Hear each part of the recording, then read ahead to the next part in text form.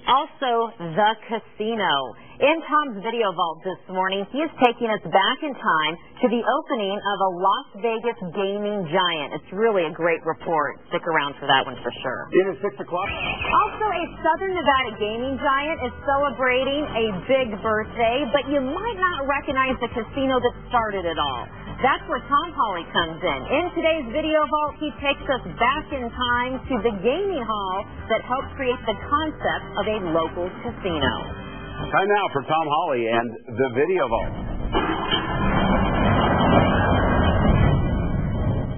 This marks the 35th anniversary of the Palace Station, flagship of the Station Casinos chain. First, when I worked there as a 21-year-old waiter in the coffee shop in 1982, the place had a different name. It was also a bit of an oddity when it opened in 1976, a casino near the Strip, but west of I-15. Matter of fact, when they told me they were building it over here, I told them they were crazy, but it worked out very well.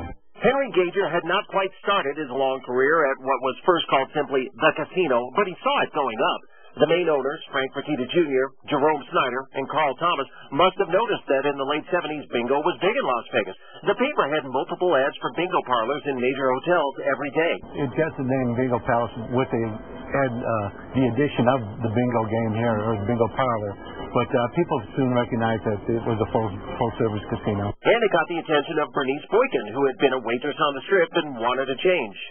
I said, I want to be in a small, local place, and I want to go beyond the best to do the best I can do and do the best I can do. The casino was attached to a mini-price motor inn, which brought in tourists. But the Bingo Palace used strategies to target locals. A reasonably priced buffet, a cheap breakfast special, check cashing, T-shirt promotions. Standard now, but new then. It caught on. In 1982, County DA, later Governor, Bob Miller, and Commissioner Manny Cortez helped kick off an aggressive expansion. You couldn't build the place fast enough. There were so many people that, came in, and it was always packed. All good, but by now the name again didn't feel right. They ditched the word bingo, held on to Palace, and added station for a train motif.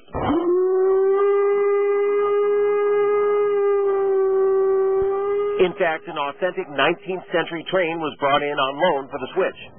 It was trucked down. Came down by truck, and they had a crane put it on. And it'll be here the whole month of April. It'll fire it up every weekend. Frank Fertitta had bought out his partners by then. The rebranding was a success, and the name Palace Station finally stuck. It's been 28 years. Most people just know that name, except for longtime locals.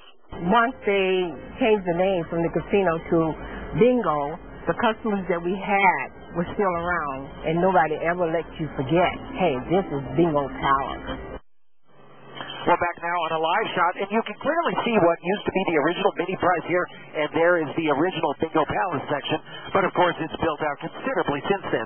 Frank Fertitta passed away in 2009. He had retired in 1993, and the company has been run by his sons, Frank III and Lorenzo, ever since. The other two partners took very different paths. Carl Thomas stayed in the casino business, but was indicted on skimming charges in the 80s and placed on the infamous Black Book before dying in a car crash in 1993. He's another video vault for another day. Jerome Snyder, by contrast, has been a successful developer and active in the community. He's now a board member of the Keep Memories Alive Foundation.